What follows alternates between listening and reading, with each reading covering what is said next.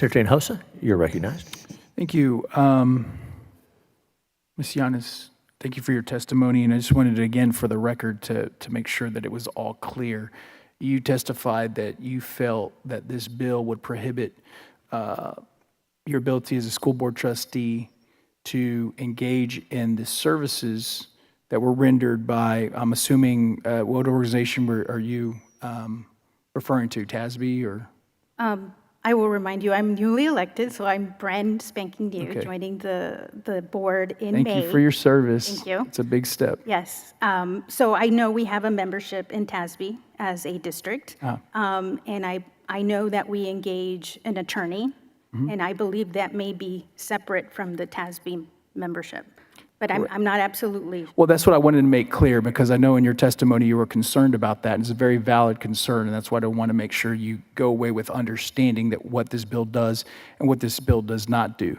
And so what this bill does not do is prohibit you from utilizing the services through your membership with TASB. So TASB can still scrub the bills that we're analyze the bills that we're talking about up here in the legislature. They can certainly report back to you and say, hey, you might want to look at this bill or that bill. It can give you recommendations. It can do all those things. Still, you can maintain those services. What it won't allow you to do at that point is to engage with public dollars, taxpayer dollars, to hire a physical person to come up here and engage with us with those arguments, right? But it will allow you those other services, and that's what I wanted to make super clear. Thank you. I appreciate that clarification.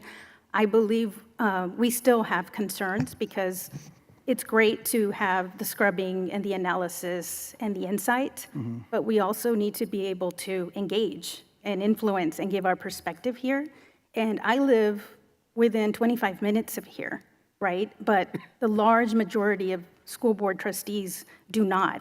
I learned of this hearing at 10 o'clock at night in bed, right? And so forgive me if I'm not, completely conversant and completely accurate on this bill, but that just shows, right?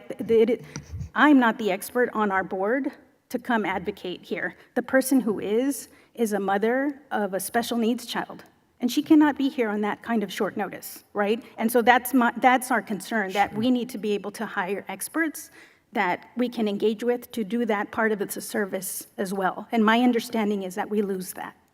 Okay, and that's what I wanted to try to clarify. And again, first of all, again, thank you for your service. It takes a lot to step up and be in public office.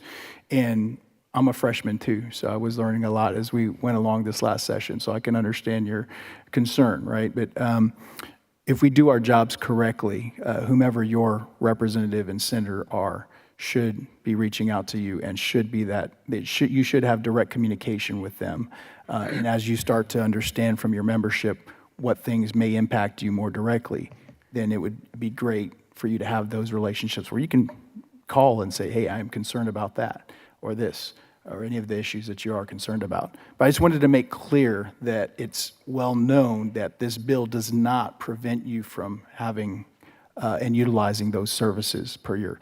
But I also wanted to just point out, and this is a little bit more, it's a little more pointed, but did you, just you as a school board trustee, you in favor of the Women's Privacy Act, protecting women or preventing men from being in women's spaces and that kind of thing? I did not come prepared to give any comments on those other. And that's okay. That's okay. My point being is that a lot of people, whether some were for, many more people were, a lot of people were for protecting and are for protecting women, or stopping men from invading women's spaces. There have been some of these organizations that have utilized taxpayer dollars to send lobbyists to oppose those types of legislation and lobby our legislators and try to influence our legislators in a way that is contrary to what a lot of our taxpayers want. That's what this bill is trying to stop. I fear that that's a cherry picking of one topic. I won overwhelmingly in my community, like 65%. I know that Guns are the leading cause of death of children in this country. I'm not afraid of a man in a girl's restroom. Respectfully, the facts and the numbers don't lie. Guns are more dangerous in our community than a restroom issue. Well, also the facts are that the majority of people do oppose men and women's spaces in this state. And so utilizing their taxpayer dollars to lobby against that will is also very real why this bill is needed. Thank you.